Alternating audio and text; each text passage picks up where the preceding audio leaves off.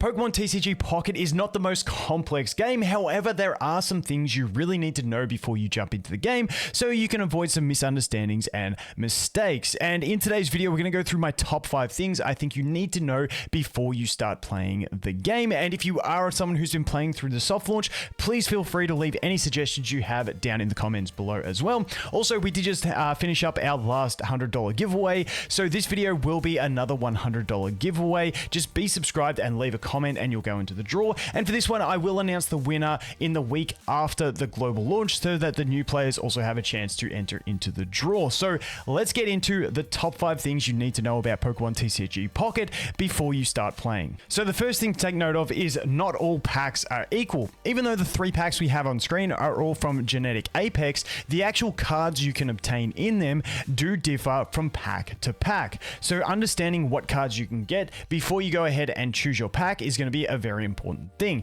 As for recommendations on packs, that's a whole video in itself which I will have out before the global launch, but do keep in mind that you will have different cards you can get. So just to go ahead and figure out and so you can see, if you want to go here, you can hit offering rates. And as you can tell, this is going to show us what cards come in the pack. So you can see here at the top, we've got the Bulbasaur. If we go over to the Charizard pack, we can see that here we've got the Oddish. We can't get that Bulbasaur in the Charizard pack. Now, when you look at some of the rarer cards, it applies to them as well. Now, somewhere else you can go to get all of this information as well at an easier glance is over here. I'll leave a link to it in the description. Pokemon Zone, they do have the entire Genetic Apex set, and up the top here you can see we can click on the Charizard pack, and once it loads it will show you all the cards that are exclusive to the Charizard pack. If we go over here into the Mewtwo, it's going to show us all the cards that are exclusive to the Mewtwo pack. Now, there are some cards that are also universal, meaning you can get them from any pack that you open, and if you're looking at a specific card or something like that,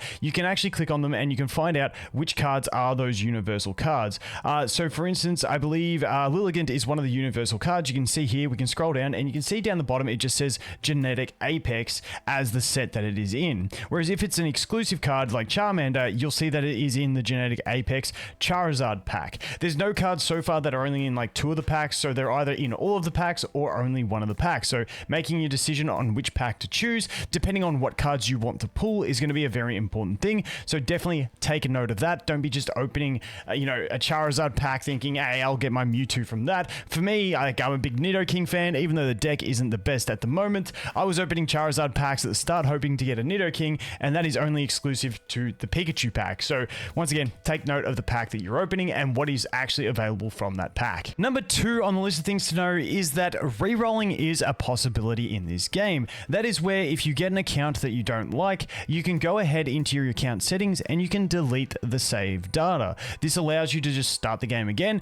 and open those initial packs from the beginning phase to see if you can get some more cards that you really want before you take the account and keep it and start progressing with it. Now, I do have a reroll guide from the soft launch and I will update that closer to the global launch for global players, going through a bunch of extra details that we've discovered along the way. But just note that you don't have to commit to the first account that you get. If you get absolutely horrible cards, maybe you just want to have a specific card on your account before you start, especially spending, you can once again reroll, keep trying, get those early cards and find out if you can get one of the cards you really want before you commit to it and keep going. That is how I managed to get this account over here, which I have on this one, which is a completely free account, but I managed to get 2 of the Crown Red cards, actually 3 of them in the end, an immersive, and you can see I've just progressed the account from there. But that was all thanks to rerolling. I spent way too much time doing it, but I finally got a God pack in one of them that had a double Charizard, and that is another quick little tidbit that I'm going to add in as not one of the points, but there are God packs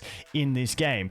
God packs are packs that when you open them, every card inside them is a rare card, and they have about a 0.05% chance each pack for it to be a God pack, so it is incredibly rare. I have played a ton of accounts and only ever seen the one God pack, but just know they do exist, and if you want to check those rates, because they do list everything in the rates over here, you can see the offering rates, and you can see the rare pack is what I call a God pack is at 0.05%, but a fun little thing if you do happen to stumble upon one. Number 3 on this list is going to be the other ways you can obtain your cards. We have Wonder Pick and we also have pack points within the game. So especially if you've been pulling on a single pack a lot, kind of like on this account, I spent a lot of time pulling on the Charizard packs. As you can see, I got a bunch of Charizards, Executors in that pack. I've got a bunch of them. I've got a bunch of Marchamps. I've got everything that I really need from the pack. There's one thing that I would really love for a meta deck,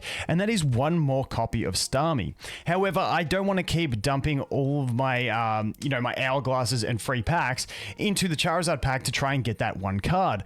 That is now is when I'm using the other methods to try and obtain that Starmie. So when we go to Wonder Pick, this is going to be random packs that your friends or random people have opened, and you can get a chance to get one of their cards. Now, you don't steal it from them, they still keep it, so it's good to have friends that are opening packs, and then you can get some cards from here. Now, from this, it is a true 1 in 5 chance, so it's not rigged to never give you the good cards. It's just that 1 in 5 chance. I've got a lot of cards here. Earlier this morning, I did get myself an Articuno EX from this, so this is where you go to finish off the couple cards you want from a pack once you've got most of them. So this is a really good way to go ahead and get additional cards. However, the other way you can do it is go ahead and as you open packs, you will obtain pack points. So you can see here, I've got 480 pack points, and this is where you can finish off some of the cards that you are missing. Unfortunately, it is quite expensive. You can see that Venusaur EX, so any EX card is going to cost you 500 points, which is incredibly steep. So I try and aim to get all the EXs that I need from packs, then hopefully just pick up the 3 diamond cards for 150 from here. But if you have to, like I said, if I have to, I will pick up that Starmie over here from pack points. But if you're more of a collector type person and you're not too stressed on like a battling type deck, they do include the rare cards in here. Just note that this will take you an absolutely long time unless you are spending money to get some of these rare cards. As you can see, they go up to 1250. If we get into the immersive cards, they are 2500. They're 1500 for the immersives, and then those crown rare, those ultra rare gold cards are actually 2500 pack points, which once again will take you either a good amount of spending or a hell of a lot of time to get that many pack points. So pack points and Wonder Pick are both ways to get cards that you didn't manage to get from the pack if you do want to move on from that pack. Number 4 on the list has to do with trading and flares. Now, trading is something they have confirmed will be coming to the game. If we go over here to the social hub, it is in here. We do not know exactly how it will work, and I don't expect it to be available directly on global launch, so it will be some time away. Now, I mentioned trading because I also want to talk about flares. So if you go to a card that you have multiple copies of, for instance, this Executor EX, I have 5 copies of it. This Lapras, I have 4 copies. And if I want to go ahead and obtain a flare, what this does is it costs you some pack points, but also it's going to cost you a duplicate of that card. So it's really nice. With some common cards, I'm happy to go through and do these, but just note with those rarer cards, I am not doing any flares on any of them. I'm not too stressed about the aesthetic. It doesn't affect your gameplay per se in any meaningful way. It's just that it gives you a cool aesthetic. But I am at this stage, once again, this could change once they show us how trading works, but I am not exchanging flares on any of my rare cards, like my Executor EX either, until I see how trading works, because maybe I can get more valuable cards for my account by trading these cards. For instance, Executor EX is a 4 diamond EX card. If it turns out I can trade one of my Executor EXs for that Starmie EX that I need, then that's going to be way better value for me as someone who wants to build decks than having a bit of a sparkle on my card. So that is why I would not be doing flares on rare cards. For the more common cards, feel free, go nuts, get some of those things. I mean, it's something to do inside the game to keep you entertained, but for the rare cards, I would be avoiding it until we see how trading works, in case you can use those extra cards as trading fodder to get you better cards that you need for your decks, as opposed to just a bit of sparkles. But that is the trading and also the flares combined into one. And just a bonus tip before we get into what I had listed as tip number 5, because in editing I had someone ask this in Discord, one of the new players,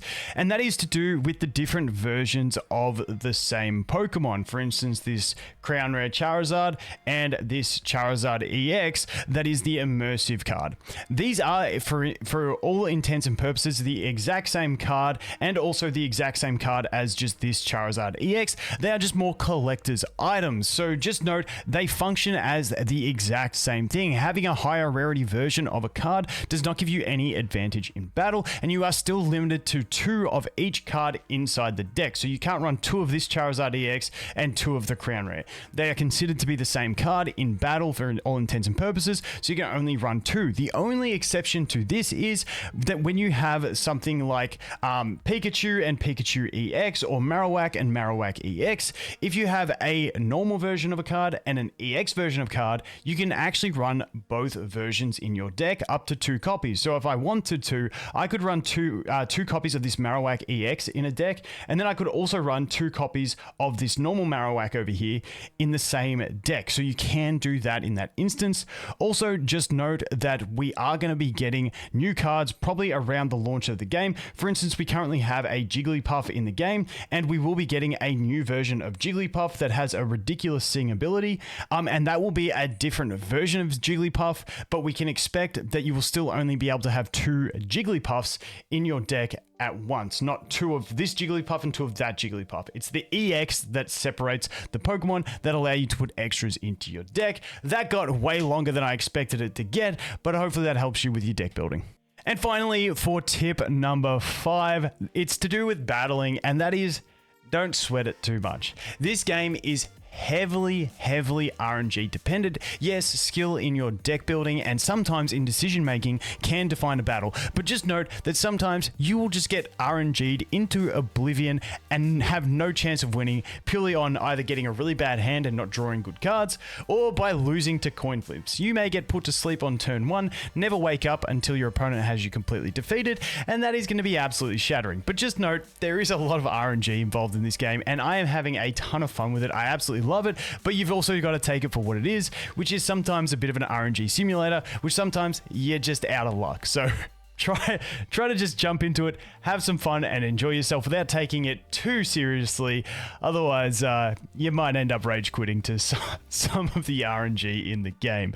But that covers my top 5 things you need to know before jumping into Pokemon TCG Pocket. Once again, we will be doing the $100 giveaway in this video, so if you haven't already, be subscribed and leave a comment. And once again, I will announce the winner for this giveaway in the week after the global launch. And as always, guys, thanks for watching. Hope you have an awesome day, and I look forward to seeing you in the next one. Cheers.